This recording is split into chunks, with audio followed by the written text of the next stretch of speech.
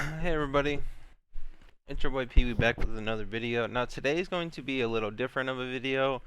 It's also not going to be as long as, I usually make my videos anywhere between 5 to 10 minutes long.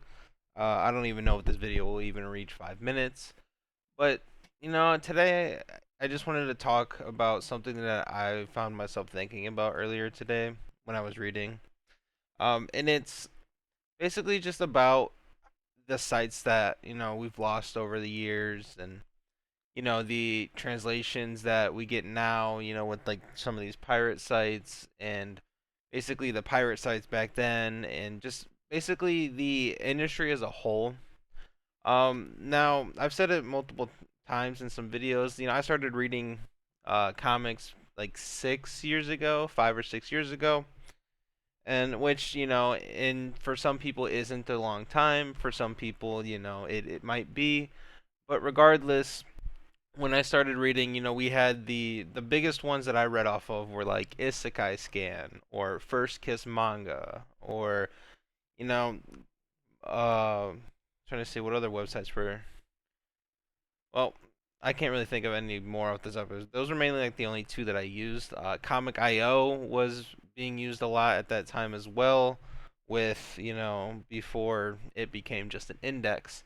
But it's like things like that of that nature is like these websites that we don't have anymore. The websites that that we lost over the years, the piracy sites, the scanlators. Like we used to have scanlators like Reaper scans. They were one of the biggest ones that got shut down last year. Then you had others that shut down before that, which one of my favorite comics, probably my second favorite cultivation comic, that I've read is, was produced by Timeless Leaf. Timeless Leaf was a uh, translation website, a Scanlator site. They shut down. Um, Basically years, like 3 years, maybe years ago, 3, 4 maybe. Regardless, they ended up shutting down. Manga Cultivator, the website that did a lot of the like Emperor Luawuji, or Immortal Emperor Returns, or Rebirth of the Demon King. Like basically all those courting death comics. A lot of them were done by Manga Cultivator. And you have the Manga Great that this was probably one of the worst. I'd say wasn't really one of the greatest translation sites. Everyone knows Marshall Rains has a bad translation. Manga Great did that, so But regardless of whether the translation back then was good, translation back then was bad, it is just still something to think about when you compare it to the way things are nowadays. Or back then, we didn't have to, basically whatever site you read on, you didn't have to pay for. I know Reaper scans started making you pay for stuff, which is eventually how they ended up being shut down. Um, but before then, like when I started reading 5, 6 years ago, we didn't really have to pay, and we didn't like you read. Basically, you read on whatever site you really wanted to, whatever scanlator was scanlating it at the time. And you got to read the newest chapter whenever they released it, and you didn't have to worry about being paywalled. Um, a lot of the translation sites, like I said, like Reaper Scans was one of the biggest ones. So usually, if there was a manhwa that you were really wanting to read, chances are there were like a high chance you had a already go-to site that was already going to be translating it, and you didn't have to worry about having a bad translation of it. Or essentially just all the websites of the past, that, over the years, I'm sure a lot of us that we read, we've all lost websites that were dear to us. Like within the last like 8 months, we lost Comic.io turning into just an index website. We had some manga and manga bin. We have MangaDex deleting a lot of its catalog to try and, only have like the licensed stuff that they have, and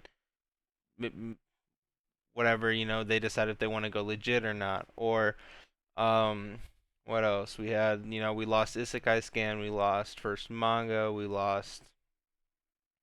I'm trying to think, what else did we lose?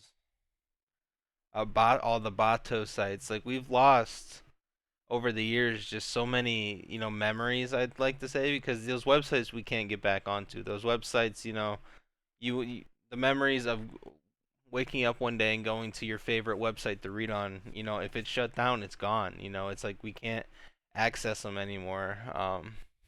And it really is just, just thinking about it, I just found myself, wanting to remember all those, memories, all those sites that I've used, and just wanted to express my gratitude for what they were, and what they did for me. Comics have like really changed my life. Like, I used to like not know what I wanted to do, or I didn't really have any hobbies, but then I picked up reading comics outside of video games because I used to just spend like 14 hours a day playing video games.